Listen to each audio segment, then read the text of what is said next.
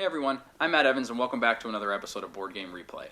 If this is your first time tuning in, Board Game Replay is a series where you're going to be joining me and some of my friends just after we finish playing a particular game.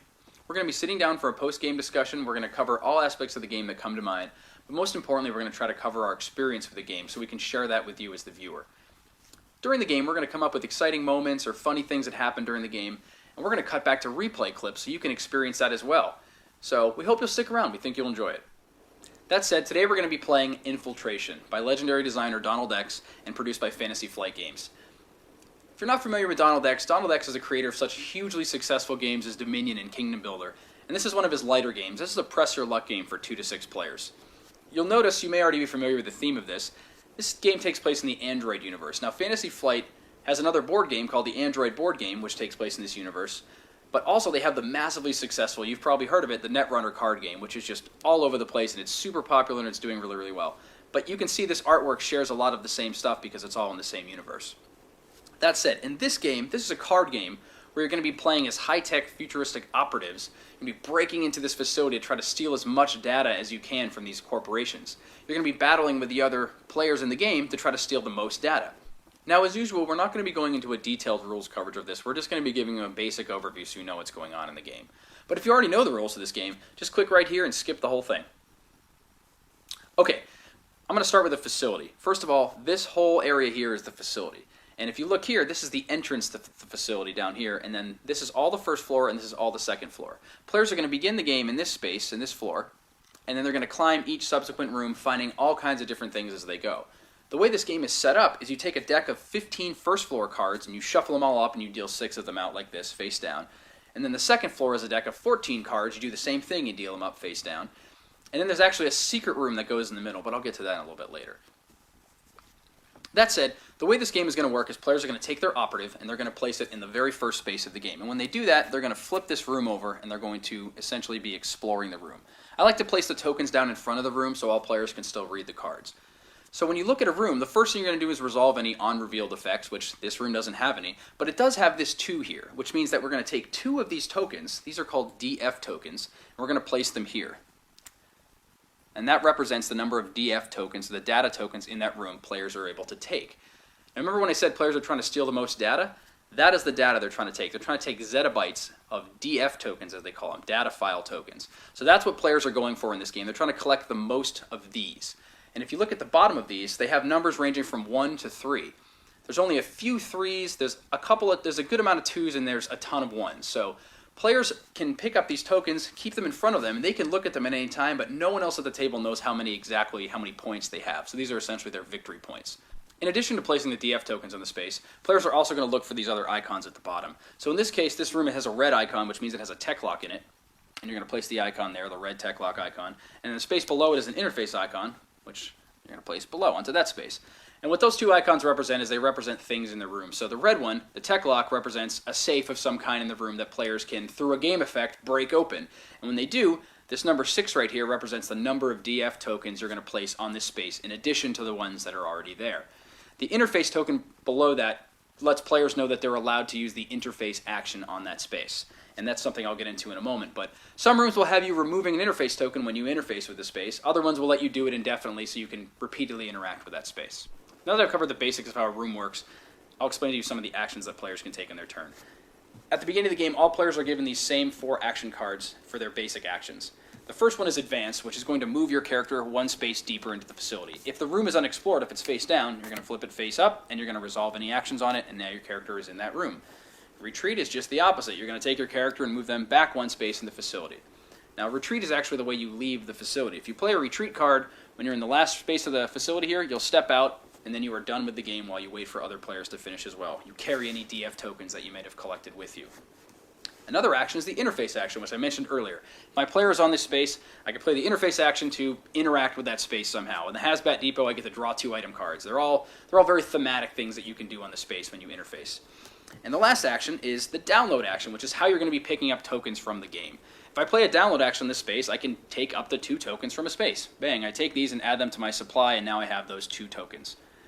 However, I'll mention really quick, when you see us play today, we're going to be playing with the extract card instead of the download. It actually replaces download. Download is out of the game.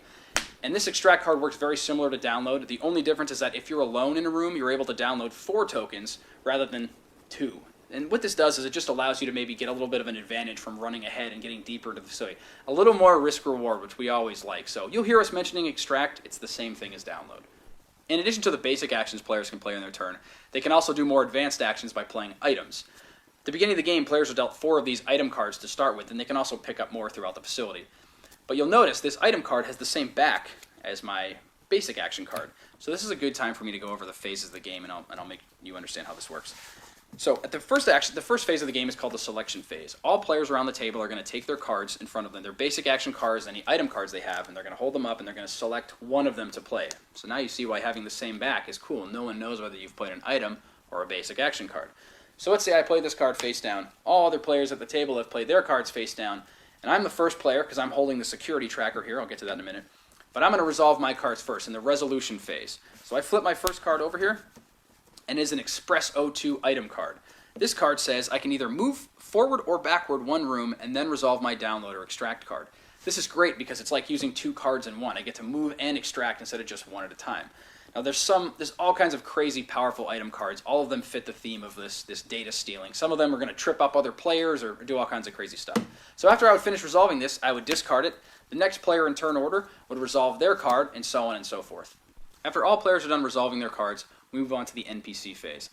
Now these 5 cards here are the NPCs. There's various rooms, and again, they're all randomized, so you never know when they're going to come up. But these rooms will spawn these NPC characters. And during the NPC phase, these NPCs are going to activate. So they might, during the NPC phase, move a space backwards and injure a player, or they might increase the alarm dial, or something bad. But generally, these NPCs are going to be trying to harm us in the facility. Now the final phase of the game is called the security phase.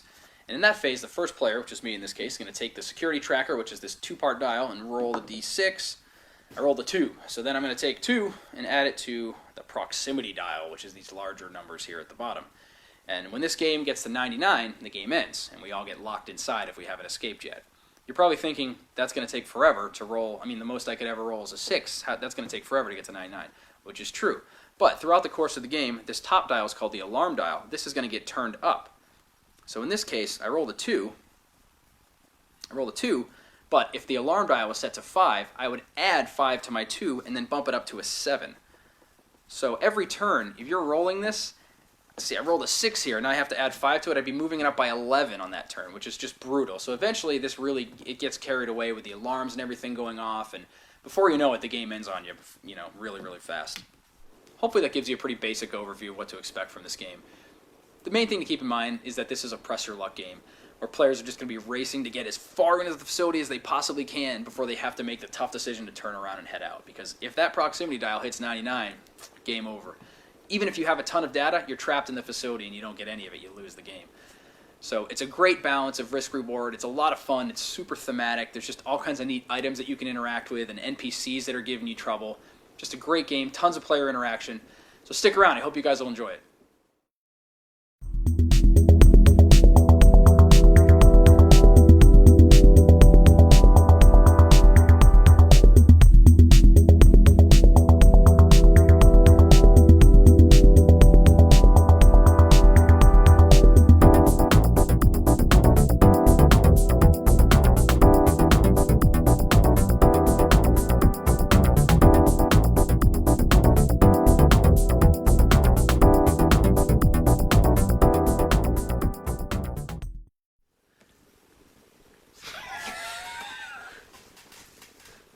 So you waiting? Why are you guys talking? We're ready to go now. Well, she sucks. I beat her. It's true. So, we just finished up. The reason we're laughing, and we'll get to it a little bit later, we just got done with our game. We had sort of an awkward and weird ending, which, to be determined, could potentially be my fault. We'll have to review some tape at some point, but it's probably my fault. But anyway, I'm going to say Chris is the winner for now, and we'll go back later and see if that's actually true. As you know, in this game, if the alarm dial is a piece in the top. If the proximity dial gets to 99, if it gets to 99, the game ends. Not 100. If at any point the proximity dial is at 99, the game ends. There was a misunderstanding about that, and we'll move on from that for now. Why don't we start with Isaac, actually, and just sort of, you had some pretty cool moments. What are some things that you were sort of doing in the game that kind of stood out? Mispronouncing all of my cards purposefully. It was totally on purpose. Right. Weird. Yeah. Well, what are you playing, first of all? Oh, Informant. Well, I need to know what's happening in this game. Informant. Informant? So an informant. So you're informing. I'm an Okay, informant. Oh my god. Is this like took read you the so long fine to print. choose the card? No. No, he was asking what it was. Well, I just want to, I Informant. want to get into the theme. I want to, he's an informant. Informant. Okay. Okay, and Collect 2 DF tokens from the server pool, then play either one action or one item card. okay. I thought this game was actually a lot of fun. I think there's a lot of luck later in the game, which is good. I think for people that want to take that risk, that go far into the game. But I found that, especially what Brian was doing and what Chris was doing, was like really trying to play all of their item cards and like more defensively against the other people on the board To get them- more than offensively to get yourself the most coins possible. There was multiple times where I would just be about to extract something and it either gets slid out to the next space or, Brian would play a card. Actually, you played a card. You played Signal Boost when you were in a space. Right here. You played it here, and then you were able to extract sides. from both spaces near you. He's using a Signal Boost. It's a signal boost? Wait, what is it? Signal. Isaac, Signal boost. it's not cute. Oh, it's a little funny. Collect available DF tokens from each revealed adjacent room as if you had just played your download extract card while in each of these rooms. Discard signal boost So, at the end of essentially, he's playing an extract card in both of these rooms at the same time, which is really good because if we resolve his extract, now there's 2 extracts in this room, which means I only get 2 instead of 4, and Isaac gets 2 from this. And he's also technically in this room doing an extract, which has what, 2 of you extracting in there? I sledgehammered Yeah, so all there's of Three three them. of them total. So there's 3 people extracting. So what is that? 1 each. 1 each. So you guys get 1, 2. Who's the other one? Isaac. And Isaac. Yeah. I sledgehammered all That's pretty good, along Isaac. That's a good move. and walked away with 1. Basically, because you were able to With cut 3 everybody people in else's the room. down at the same time. Like that's a good move. That's what I'm thinking. Why don't we go to Brian? What do you have to say? In the beginning, I kept advancing because I was trying to continually reveal new rooms to see what cards would work best with my items. And I did until I got to a point, and I think it was this one right here where I could sledgehammer the tech lock. Yeah. And nobody could take anything from it that turn if they'd somehow landed on it and had a card to take. I'm gonna sledgehammer that lock. Oof. What? What does he even get? Can you please make a smashing sound when you do that?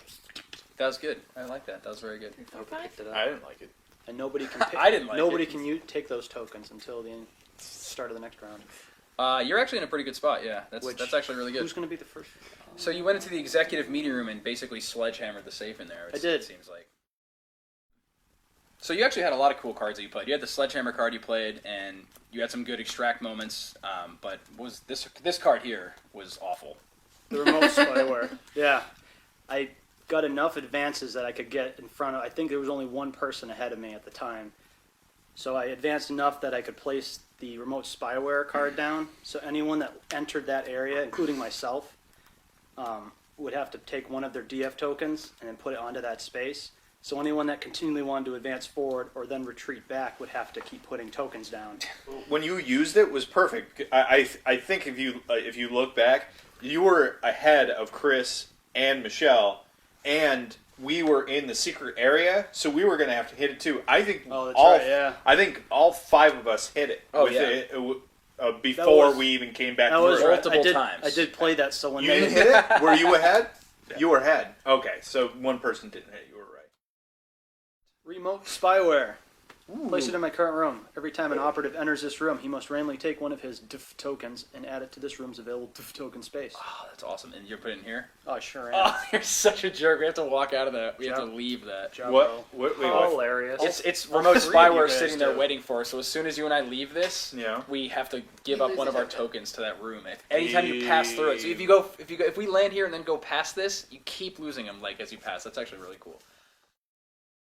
Well, actually, Michelle, why don't you want to jump in now? That was Kinda my talk about your strategy. So in this game? I went full, character, just full on. So I was an assassin. And I also had a pistol that for some reason is all... Oh, there it is. So I had this pistol the whole time that allows you to either destroy an NPC or a lab worker in either your room or an adjacent room, and then you get to put it back in your hand. So I used that 4 or 5 times throughout the course of the game. Just anytime somebody was in my way, I shot him in the face. Toward the end of the game, I figured it was a last-ditch effort. I wasn't going to make it out, so I may as well just try to get as many points as possible. And kill everyone on your way out? Email? That's... Yeah. Okay. That was... She cares. That's true. That's a fair That's how I roll. You killed she 5 cares. of the 6 people in the building. That's true. Yeah. Most of the NPCs. 1 managed to run away. It was good. I ended up with a good number of tokens. They're not worth anything, so... Yeah, because you lost. Because we all lost. Well, even if Like Chris. I had made it out, I wouldn't have won based on the numbers Oh, that I wow, have yeah. in front of me. I had You had- all ones. You had all ones. Um, You actually had a really good power turn at one point where you played 4 cards and you did the interface. Yeah. You would have lost, right? We could probably look at the yes. tape because I couldn't even explain it if I wanted to. You Check can it tell it was very difficult for me to play. I'm going to interface, which gives me this and gives me 2. You get to play 2 cards from your hand. Right. Okay. Yep. I'm just making sure that I'm doing all this right. No, 'cause yeah, I'm doing yeah. a lot right now. Okay. Okay. To which I'm going to do the diesel. Play 1 action and 1 item card in any order. Okay. I'm going to do the diesel. All right, so you're dieseling. Right, which is going to allow me to extract. Doesn't Yep. matter what order I play Yep, these yep, things in. yep. And also shoot that in the face. All right. So she's gone, right? That's 3 Yeah. for the body What? count. So you can Yeah, play Isaac, 4. it's so bad that I just killed that lady who was going to kill us all. So you can play another item. I don't have any more. Alright. Okay. So yeah, I'll say my experience here was I had a pretty uneventful. Let's just say uneventful. I had plenty of things happening to me, but I just really They couldn't were get all anything negative. going. I had ways to heal myself from the beginning. Actually, let's see. I'm still holding a med tech card, which would let me flip my character to its healthy side and play and use an action No. or an item card. I didn't have any good items. I spent the whole game sort of trying to get better items and move ahead, but I didn't even flip these over. But I can tell you right now, I probably wouldn't have won anyway. I was pretty far behind, but all I was trying to do at the end was I had to slick the frictionless slippers, which I started slipping a little bit further behind. I was trying to get out quickly, and I think Isaac made me slowly realize, dude, you're not getting out. There's no way. When I got to this room right here, this is where I lost the game in this room, and I'm 5 rooms from the exit, even with my double move, and I couldn't get out. So Chris, you are technically the winner of this game. Technically. Yes. Technically. Who's my knuckles? There was a lot going on there. The throughout the game, it's just I started off by getting 2 additional item cards, and that helped me throughout the game. The item cards are extremely powerful in this game. It's the only form of a combo or manipulation that you have during the game besides walk forward. And really, if you're not at the front of the line, you're not going to get anything. You might be able to pick up other people's scraps, but if you want a full 4 or more than that, you need to be at the front of the curve or whatever. Yeah, the line, yeah, definitely. Did you say if you're not first, you're last? No, if you're not first, you're second. If you're not in first and you have good item cards, you can play them to your advantage to maybe break a lock or kill a tech worker and have the tokens on the table. But yeah, I think Chris is right though, because you aren't drawing cards. That it being in front is definitely the best spot to be. yeah. It's also a matter of recognizing the opportune moment for each card. Each I don't know if all the cards are powerful, but I mean everything I've seen could have had a major impact if Yeah. played at the proper time. And just positioning yourself among the other players and knowing what their best choice for that turn is, you can really kind of maximize what you can do for a turn. I was also really interested, this is the first time I've played, so I don't know if it's more common, but do people usually get injured? I just had that same thought that I was nobody going to say, got I would hurt. nobody got injured. Well, You're right. I'll take a moment. I'll explain what this is all of their first times playing, and it's all randomized. So sometimes you're going to get room combos that just are wounding you. You're going to get NPCs that wound you, like that police officer. We had the police officer spawn in the very first room of the door of the game, and so we all just ran by him, and then Michelle, of course, murdered him. So he was out. That's a guy that causes wounds and injures you. This incinerator had the option to wound us to get items from the discard pile, but that's what's kind of cool about this game is like it's totally randomized. You never know what you're going to be getting. You got a totally randomized first floor, totally randomized second floor, and then randomized items. And I guess some people would say it's a pretty light game. It's press your luck, so you're sort of expecting a certain amount of luck in a game like this. But I've seen games where I was limping my way out and I had to heal myself numerous times because either a guard was hitting me or a bomb. There's a seismic charge in there that blows up and injures everyone. It's brutal. Yeah, I mean, besides the that issue and how much I like the item system of this game, because you don't know what other people are doing, so your turn is locked in. It's not like in response, so you can see it coming that the play you made is not good. Like, So true. So it's not one of those things that's like, oh, you played that, so I'm going to do this in response. It's, yeah, I don't think you had a single during the whole game, though. I didn't, but You I caused saw so many of them too, Look on your multiple times. Yeah, like where I was sitting in a room with you and you just slid all the tokens to the side. Actually, we have a clip of that. We should watch that really quick. Yep. If you have an item card that switches my order of cards played, I'm gonna be very upset. It's so what you have too, isn't it? Come on, man. Come on. Yeah, this is gonna be awesome. Like I'm like, you know what? I can't mess this up. I've got a good turn plan. Nope, I already know. I'm so excited to see what's in your head right now. Come on, man. Good. So I'm going to remove this token, and I'm going to draw 2 cards from your item deck, because I desperately need cards. My items are awful. And that is my turn? Kristoff? I have worse items than yours. I really wanted you to extract. I'm going to slider, choose one adjacent room, move your operative and all available DF tokens in the current room to the chosen room. Oh no, you're going to put it on top of Michelle. So I'm going to come here. Oh yeah, you can do that, right? It doesn't say revealed room, right? It just says adjacent room, yeah. Dude, that's so good. You're going to steal it from Michelle. So reveal, increase the alarm dial by 2. Ew.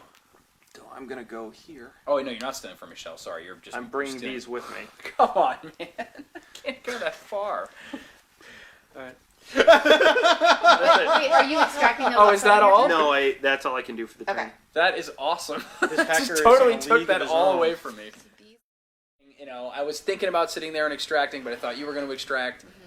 And I might have even stuck around. I might have even come back to that room to try to grab those tokens, but you just wiped it and moved them all out of there. So that goes back to what you were saying about the player interaction is very high. Yeah. Like we had a point at this game where we sort of looked at Chris's pile and we're like, wow, how is Chris going to do this? And why don't you explain the card you have?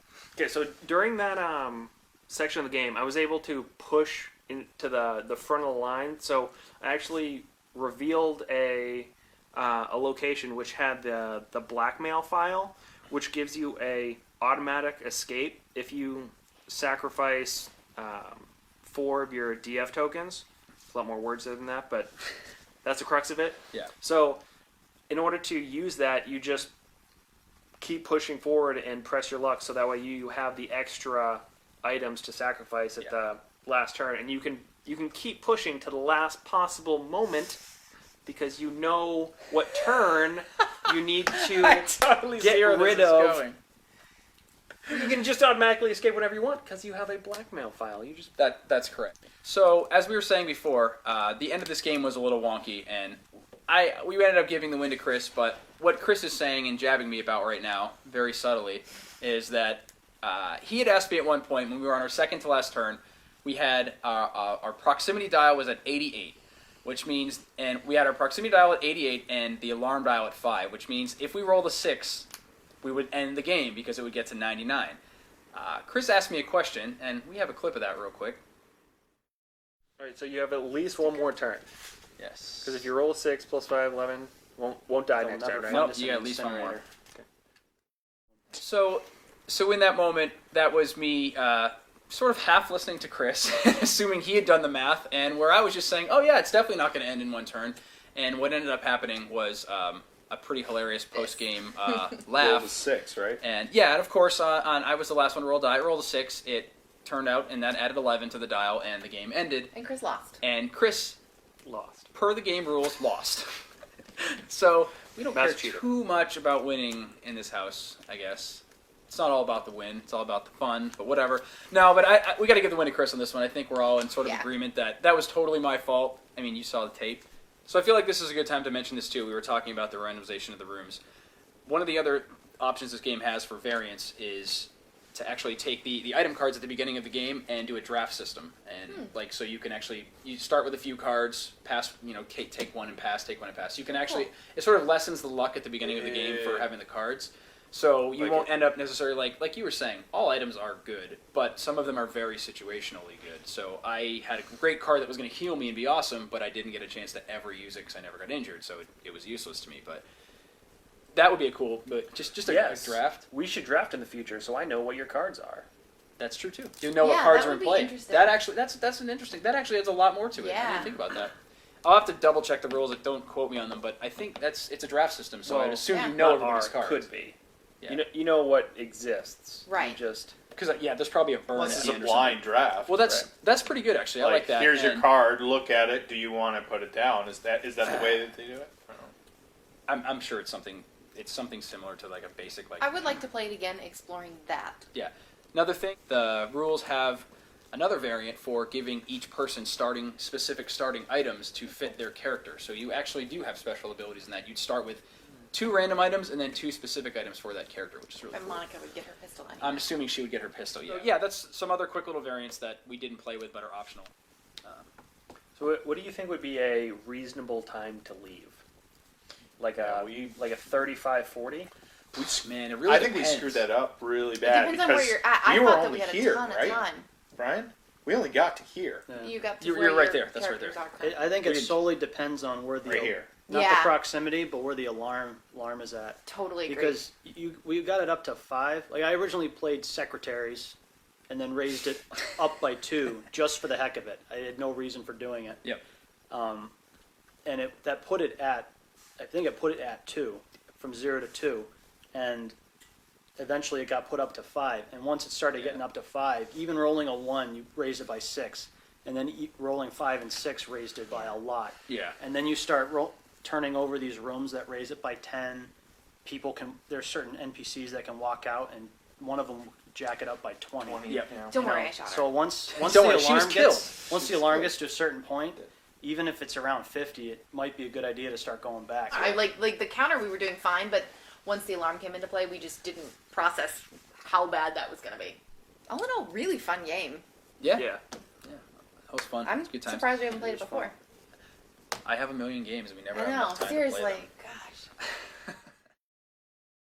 So actually, why don't we go back now that we've talked about it and look at the end game footage just after we finish the game and sort of watch how I got a little heated. it got a little heated, but we're all friends here. It all worked out, but we think you'll like it. It was pretty humorous, I think. Slow descent into madness.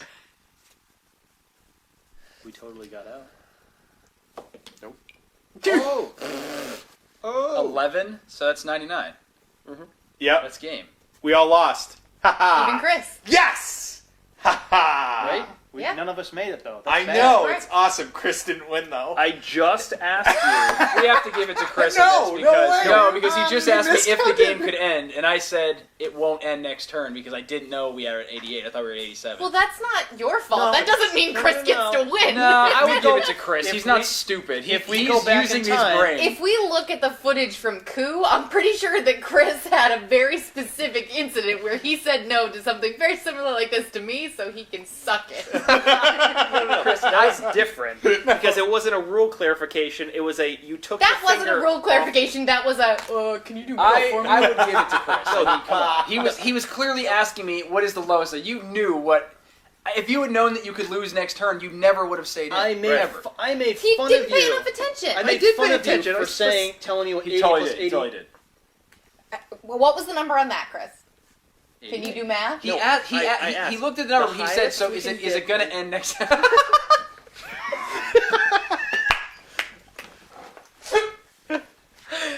Oh my god. Well, that wraps it up for us today. We really hope you enjoyed what you saw. We got some great feedback from you guys last time in our YouTube comments, so we ask if you don't mind, leave some comments again. Let us know what we can improve for you so we can keep making the show better over time. Anyway, thank you again for watching. We hope to catch you again soon. Take care.